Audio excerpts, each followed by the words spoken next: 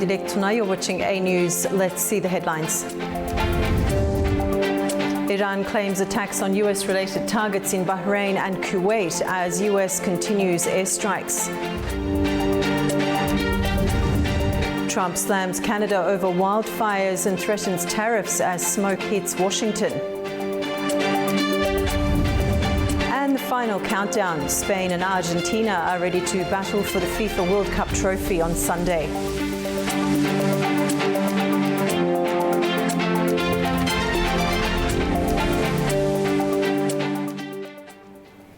The conflict between the United States and Iran has intensified, with Kuwait reporting damage to critical infrastructure after a fresh wave of Iranian attacks as both sides exchange strikes for a seventh consecutive night. A power generation and water desalination plant caught fire in Kuwait after the country came under sustained Iranian missile and drone attacks. Authorities say ballistic missiles and drones were intercepted, while Kuwait's Electricity, Water and Renewable Energy Ministry says the blaze broke out following an Iranian attack. Kuwait Petroleum Corporation says one of its oil facilities was also hit, causing significant damage and some injuries. Operations at Kuwait International Airport were suspended because of the ongoing missile and drone threat. Iran's Revolutionary Guards say they targeted US military sites in Kuwait and Bahrain. Bahrain's defense forces say they intercepted a number of Iranian aerial attacks after Tehran claimed it had targeted military and intelligence-related sites in the kingdom. The attacks followed a seventh consecutive night of US strikes on Iran. US Central Command says American forces targeted surveillance sites, military logistics infrastructure, underground weapons storage, and maritime capabilities. Iranian officials say at least 38 people have been killed and more than 400 injured nationwide since the fighting with the United States resumed on June 22nd. Russia and Ukraine have exchanged another wave of drone attacks, with both sides reporting significant damage. Russian officials say Ukrainian drones killed 7 warehouse workers and injured dozens more after striking 2 warehouses owned by online retailer Wildberries in the Tambov and Moscow regions. Drone debris also sparked a fire at an oil depot near Moscow, injuring 2 people. Meanwhile, Russia says it carried out drone strikes on a cargo ship at Ukraine's Chornomorsk port in the Odessa region, claiming the vessel was transporting military supplies for the Ukrainian army. Ukraine has not commented on Russia's claim. Ukraine has launched a massive drone offensive against Russia's Shadow Fleet, claiming to have struck nearly 160 vessels in less than 2 weeks. The naval escalation has brought shipping in the Sea of Azov to a standstill, triggering a domestic fuel crisis with ripple effects reaching Central Asia. In a high-stakes campaign to cripple Moscow's maritime trade, Ukraine's unmanned systems forces have targeted 159 vessels linked to Russia's Shadow Fleet across the Black Sea and the Sea of Azov during a 12-day drone operation. Among the confirmed targets are the sanctioned tankers Louise 1 and Banda, accused of secretly moving nearly 3 million metric tons of Urals crude this year alone with their tracking systems disabled. Kiev says the strikes specifically avoid holes to prevent environmental spills. While Moscow remains silent on the naval losses, the economic fallout is hitting Russia's agricultural heartland. Weeks of drone strikes on domestic refineries have triggered severe diesel shortages, leaving top grain exporters unable to secure fuel or transport their harvest. Everything is at a standstill. Barley on halt, wheat on halt, and we desperately need money now. We need to sell and buy diesel fuel fertilizer. The shockwaves are now crossing borders into Central Asia, with Russia's Agriculture Ministry officially acknowledging nationwide fuel shortages. Analytical data shows supply chain disruptions are costing exporters an extra 2,000 rubles, equivalent to roughly $25 per metric ton. This financial strain is directly impacting grain prices in Kazakhstan and Uzbekistan. Globally, industry experts warn that if the naval blockade persists, Russia could fall short of supplying international markets by up to 10 million tons of grain, transforming a regional conflict into a broader economic crisis. Joining me now to discuss the latest on the Russia war on Ukraine is Daniela Mello, political scientist from London, UK. Daniela, welcome to the program. Thank you for having me. Now, Ukraine claims it bombed an oil refinery and destroyed a Russian warplane inside Russia, deep inside Russia. What do these strikes show about Ukraine's new military tactics? Well, the war between Ukraine and Russia is in its fourth year, as we all know, and it has hit, most analysts would agree, an inflection point, a true inflection point, in which Ukraine has shifted its strategy from merely protecting its territory into a more aggressive strategy. And this aggressive strategy is a multi-front one that also involves long-range strikes into Russian territory and bringing the war to the Russian people, and also having not just the damage done to these refineries, to the strategic bomber, which was reportedly 800 kilometers inland. So this shows, first, that Ukraine has vastly improved its long-range capacity to strike within Russia. Two, it also has this impact on the morale and the psychological impact on the Russian people that they haven't fully experienced until this critical stage of the war. The war front was always outside of Russia, and now it's very much within its borders. The strikes on the refineries and the strikes on the shadow fleet, as the previous piece you were showing quickly demonstrated, are also impacting the pockets of the Russians and their ability to go about their daily lives without thinking about this war. So at the very least, it's increasing the pressure within Russia. It's also leveling the field. The war is far from over. This doesn't mean that Ukraine is definitively winning against Russia, but it means that the balance has tipped, and that this asymmetric strategy that Ukrainians are pursuing are definitely bringing, ripping benefits for the Ukrainians.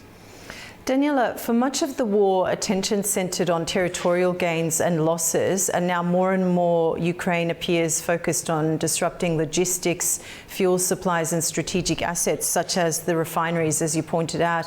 Has the focal point in this conflict shifted? The main goals for both sides have not shifted. What has shifted is the strategy that Ukraine has decided to pursue. And this strategy seems to be a new winning strategy for Ukraine. And as I was saying previously, it's bearing fruit. Essentially, what Ukraine is doing is weaponizing Russia's dependency on oil and on energy in general, I think we could say. So in shifting this model of attack, if we think about it, what Ukraine has managed to achieve, right, is to take a major oil producer, Russia, into a state that now has to ration its oil supply and is even seeking to import oil. Strategically, this is really significant. This truly weakens the position of the Russians. Now, let me give you some examples, because I think examples perhaps are the best way to illustrate how the Ukrainians have done this. They're trying to degrade the fuel supply every single time that they attack the refineries. That's exactly what they're trying to do. They are hitting strategic assets. They're being very strategic, in fact, in targeting ships, bombers, refineries, anything that increases domestic pressure in the energy market, which then ripples throughout the entire economy within Russia. And they're attacking the shadow fleet. And in attacking the shadow fleet, they're also denying Russia of its exports. This is a multi-pronged strategy that is built around weaponizing Russia's energy and weakening Russia and weakening the war front and weakening Russia's ability to supply its war front as well in strategic ways. And Ukraine seems to be doing this quite well in spite of the internal volatility that we've seen this week emerge at the highest levels of the military with the dismissal of Fedorov. Okay, so despite this winning strategy for Ukraine, as you put it, Daniela, Russia claims these attacks won't affect the war. However, as fuel, troops and supply routes become increasingly strained, could this ultimately change the war's direction, especially as far as Russia's concerned? Well, one thing is the official line coming out of the Kremlin, and the official line coming out of the Kremlin has been that the situation is not as critical as the West and certainly the Ukrainians are reporting. And as I said, I mean, Russia still has huge capacity. I mean, the aerial attacks that it's been inflicting on the Ukrainians, the civilian casualties it's been causing, certainly show that Russia still has the capacity to continue to inflict a lot of pain on the Ukrainians, and that neither Russia nor the Ukrainians are in a position to really come to the table and negotiate anytime soon. However, when I call this an inflection point, I meant it. If the Ukrainians can keep this up and continue their gains at least until the winter, assuming that the conflict will not be resolved by then, and if they are able to maintain the leverage that they have attained with the Europeans on the battlefield and keeping the Americans involved, but involved in a way that is productive for Ukraine rather than the contrary, they might be in a much stronger position of this conflict next year. But of course, we're predicting a future that we don't have all the information necessary to be able to predict that. But Ukraine definitely finds itself in a stronger position than it did in the past couple of years. Okay, so Ukraine's allies, the Europeans, if you like, say military support is all about helping Kyiv negotiate from a position of strength. Now, will these deep strikes actually give Ukraine more leverage, or will they just make Russia double down?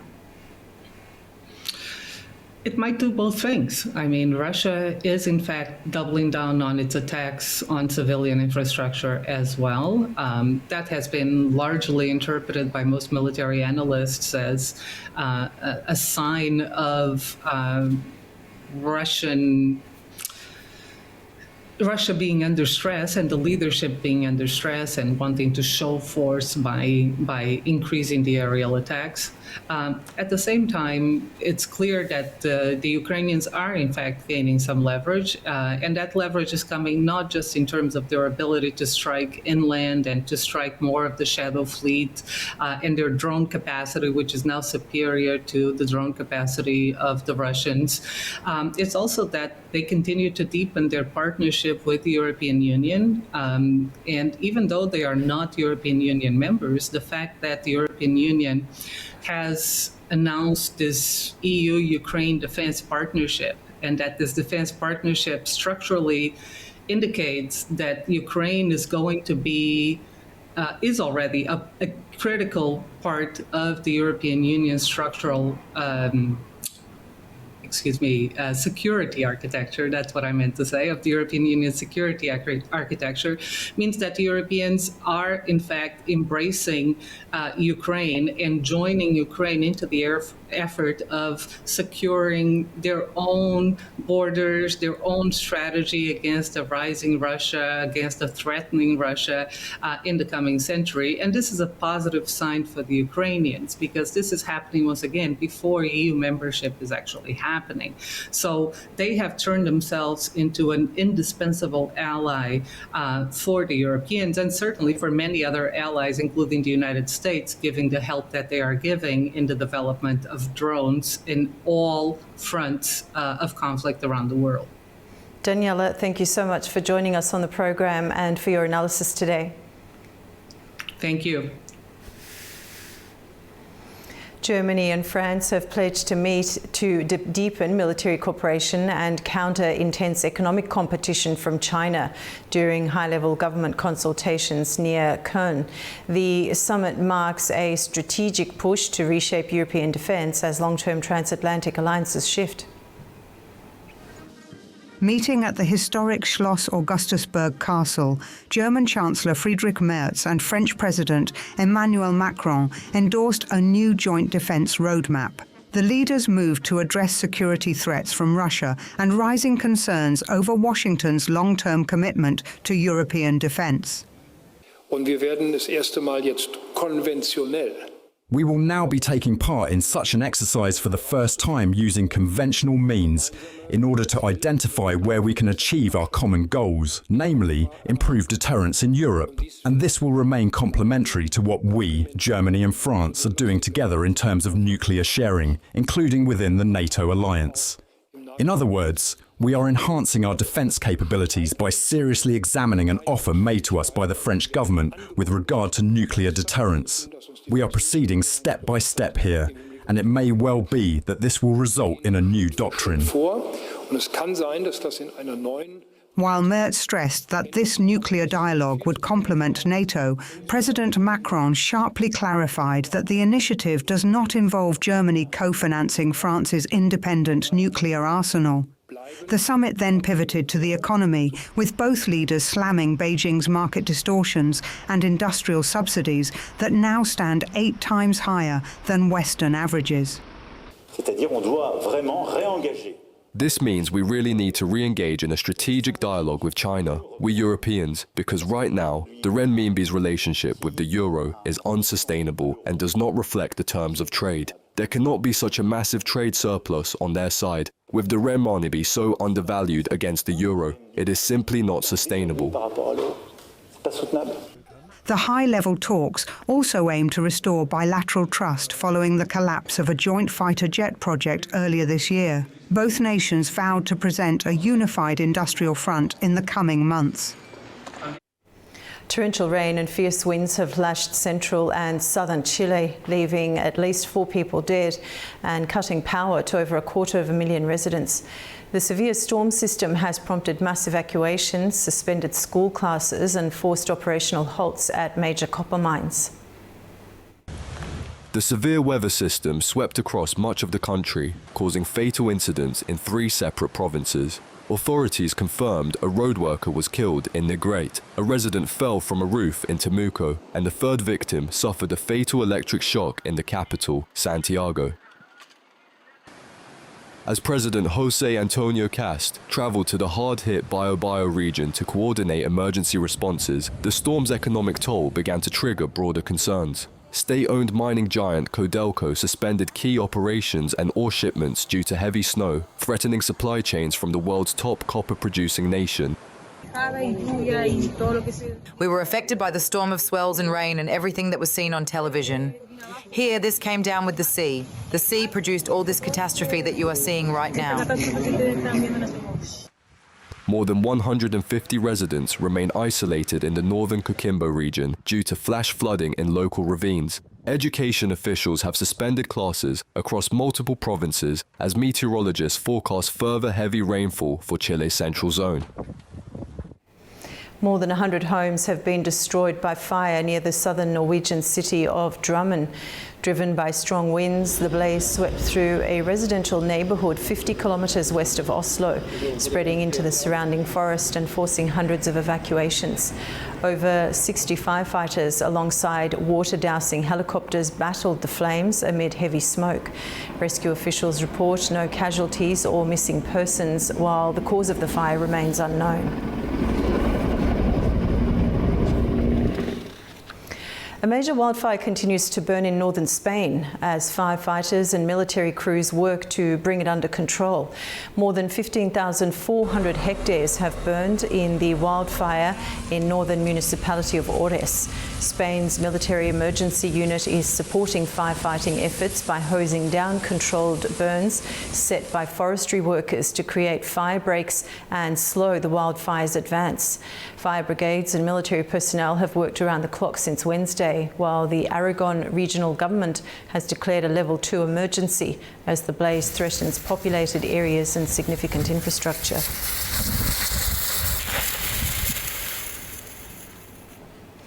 And Canadian wildfires are no longer just a Canadian emergency. They're affecting millions across the United States. As smoke continues to spread, US President Donald Trump said the cost of what he called the pollution should be added to tariffs already imposed on Canada. Here's more. Firefighting helicopters flew over towering smoke plumes in southwestern Canada as crews battled fast-moving wildfires near Pemberton, British Columbia. Hot and dry weather continues to fuel fires across Western Canada. Ontario Premier Doug Ford says the province is battling 191 active fires. He also says the governors of Minnesota and Massachusetts have offered assistance. We're also strengthening our fleet of firefighting aircraft by investing $650 million, which is the largest purchase in Ontario and Canadian history, to purchase 5 new helicopters and 6 new water bombers. We will not put a price on the safety of our communities, and I mean it when I say that we will spare no expense. I'll repeat that, spare no expense. Smoke from the fires has drifted deep into the United States, covering cities including Washington, D.C., in thick haze.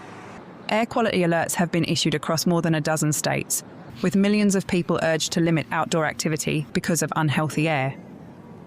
It's just the heat and it's just gotten so bad. So, I mean, climate change, it's not something I don't think anybody can deny at this point. I think we're really behind the 8 ball because people didn't believe it for so long. And now, everything that they said is coming to fruition.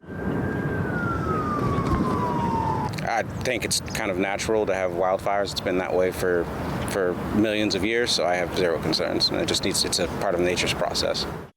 Meanwhile, US President Donald Trump blamed Canada for the smoke affecting the United States and said he would speak with Prime Minister Mark Carney about Ottawa's wildfire response. Trump also said the cost of what he called the pollution should be added to tariffs already imposed on Canada. China's annual World Artificial Intelligence Conference has showcased what the manufacturer calls the world's first robot phone. Unveiled in Shanghai, the device features a built-in mechanical gimbal that pops out from the camera module and can be controlled by voice or hand gestures to track subjects and capture smooth video. This year's AI conference is the largest ever, with more than 3,000 exhibits on display and over 300 products making their global debut. Running through July 20th, the conference brings together global experts to showcase AI innovations and discuss the future of artificial intelligence.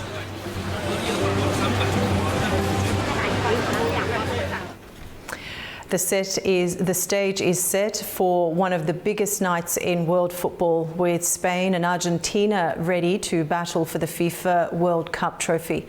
From star players chasing history to a spectacular halftime show, the final promises drama both on and off the pitch. Here's more.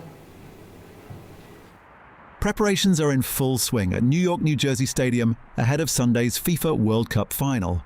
Rehearsals for the closing ceremony are underway, with some of the biggest names headlining the show.